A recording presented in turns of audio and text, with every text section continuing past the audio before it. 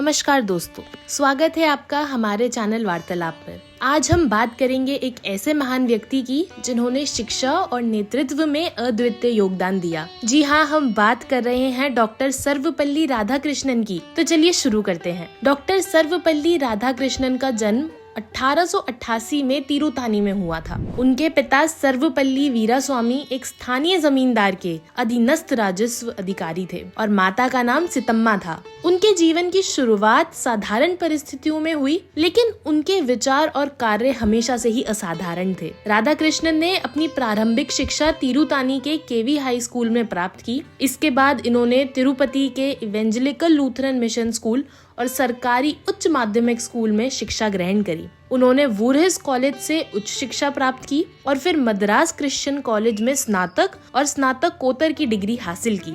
उनकी विद्वता के चलते उन्हें ऑक्सफोर्ड विश्वविद्यालय में पूर्वी धर्म और नैतिकता का प्रोफेसर के रूप में नियुक्त किया गया था। राधाकृष्णन का विवाह शिवा कामू से हुआ। उनके दर्शन और विचारों में टैगोर के दर्शन का गहरा प्रभाव था। उनकी पहली पुस्तक the philosophy of Rabindranath Tagore 1918 में प्रकाशित हुई, जिसमें उन्होंने टैगोर के दर्शन को भारतीय आत्मा की सच्ची अभिव्यक्ति बताया था। डॉक्टर राधाकृष्ण को उनके योगदान के लिए कई से सम्मान मिले हैं। वे 16 बार साहित्य के नोबेल पुरस्कार और 11 बार शांति के नोबेल पुरस्कार के लिए नामांकित हुए हैं। 1994 में उन्हें भारत रत्न से सम्मानित किया गया। उनकी विद्वता और शिक्षा के प्रति समर्पण ने उन्हें 1962 में भारत का दूसरा राष्ट्रपति बना दिया।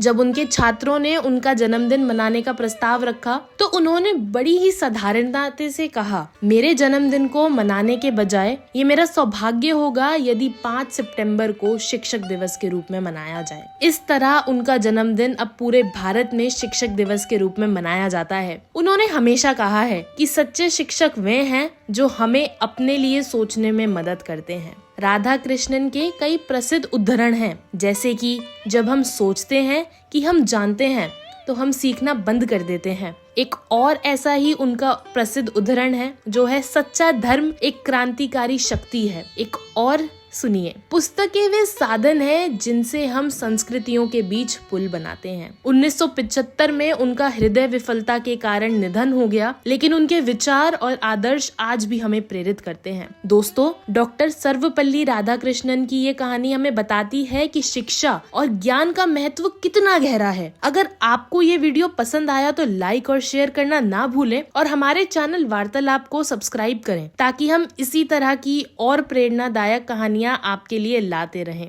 धन्यवाद।